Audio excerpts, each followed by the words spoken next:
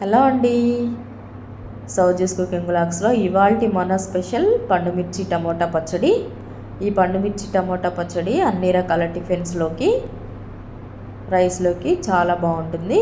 Video skip చేయకుండా last వరకు చూడండి. అలాగే నా వీడియో ఫస్ట్ టైం చూస్తున్న వాళ్ళు సబ్స్క్రైబ్ చేసుకొని లైక్ చేసి కామెంట్ చేయండి.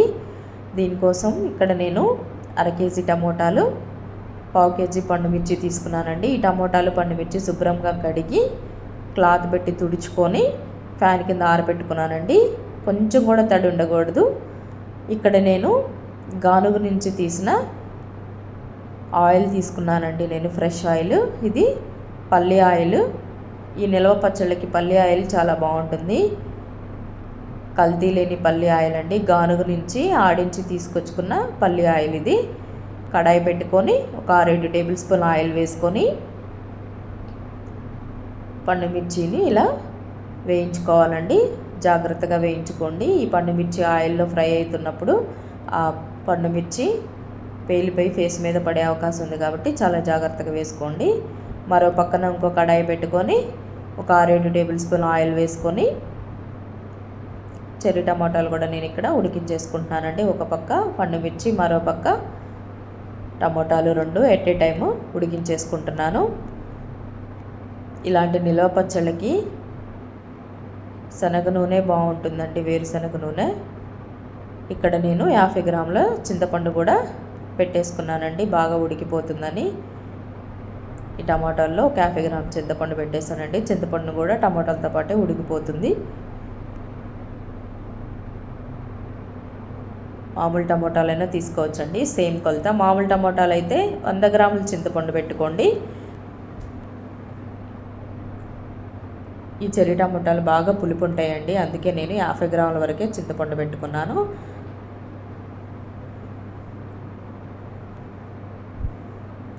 పండుమిర్చి కూడా వేగిపోయిందండి. ఇలా వేయించుకున్నాక టమాటాలు కూడా రెడీ అయిపోయినాయి. ఇవి కూడా బాగా కుక్ అయిపోయినాయి. ఈ 2 ఆరిపోవాలండి. ఫ్యాన్ కింద కొంచెంసేపు ఆరబెట్టేసుకోండి. ముందుగా నేను ఇక్కడ మిక్సీ జార్లోకి పండుమిర్చి తీసుకుంటున్నాను. దీనికి కొలత ఉప్పు, మనం టీ తాగుతాం కదండి, టీ గ్లాసులు అంటారు, గిద్ద గ్లాసులు అంటారు కదా, అరగిద్ద ఉప్పు వేసుకోవాలండి. గిద్ద గ్లాస్ తోటి అరగిద్ద ఉప్పు చూపిస్తున్నాను చూడండి. అరగిద్ద ఉప్పు వేసుకొని మిక్సీ పట్టుకోవాలి ఒకసారి. ఇందులోకి ఒక 10 వెల్లుల్లి రెమ్మలు, 1 టేబుల్ స్పూన్ జీలకర్ర వేసుకొని మరొకసారి మిక్సీ పట్టుకోండి.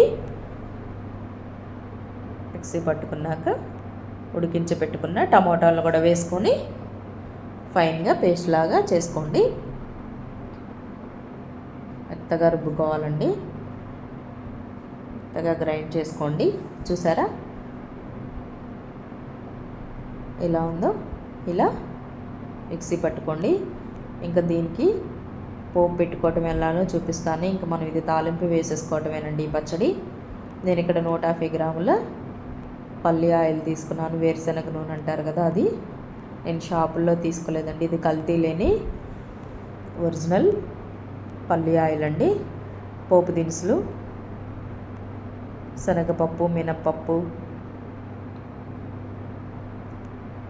ఒక 3 టేబుల్ స్పూన్లు మినప్పప్పు, 3 టేబుల్ స్పూన్లు పల్లిపప్పు, కొంచెం ఆవాలు, 1 టేబుల్ స్పూన్ ఆవాలు వేసుకోండి.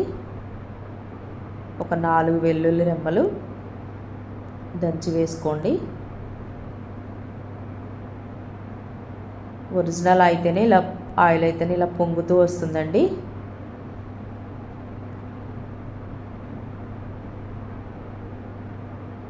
నాలుగు వెల్లుల్లి రెబ్బలు, ఒక 10 ఎండుమిర్చి వేసుకుంటున్నానండి. బాగా ఈ పోపు దినుసులన్నీ ఆయిల్లో బాగా ఫ్రై అయిపోవాలండి. ఇలా తిప్పుకుంటూ ఫ్రై చేసుకోండి, మాడిపోకుండా. 1 టేబుల్ స్పూన్ పసుపు, 1 టేబుల్ స్పూన్ మెంతిపిండి, 1 టేబుల్ స్పూన్ ఆవపిండి వేసుకోండి. ఆవపిండి అండి ఇది. ఈ పచ్చళ్ళ టైం వచ్చేటప్పటికి ఆవపిండి, మెంతిపిండి నేను ఇంట్లోనే రెడీ చేసుకొని పెట్టుకుంటాను. మెంతిపిండి కూడా వేసుకుంటున్నానండి. ఈ మెంతిపిండి ఆవపిండి బాగా ఈ ఆయిల్లో బాగా కలిపేసుకోండి. పచ్చివాసన పోయే వరకు ఒక 2-3 మినిట్స్ అయినా బాగా వేయించుకోవాలి. ఇప్పుడు మనం గ్రైండ్ చేసి పెట్టుకున్న ఈ పచ్చడిని వేసుకొని చూస్తుంటేనే చాలా బాగుంది కదండి. ఇవి చెర్రీ టమోటాలు కాబట్టి ఆ కలర్ కనిపిస్తుంది పచ్చడి. చూసారు కదా, ఈ ఆయిల్లోకి పచ్చడి అంతా కలిసిపోయే విధంగా అలా తిప్పుకుంటూ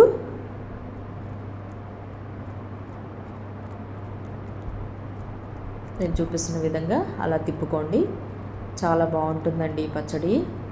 నా వీడియో నచ్చితే సబ్స్క్రైబ్ చేసి లైక్ చేయండి. మీరు కూడా ఈ పచ్చడి ట్రై చేసి ఎలా ఉందో నాకు కామెంట్ చేయండి. టిఫిన్స్లోకి, దోశల్లోకి, ఇడ్లీలోకి అయితే ఇది చాలా బాగుంటుందండి. Thank you for watching.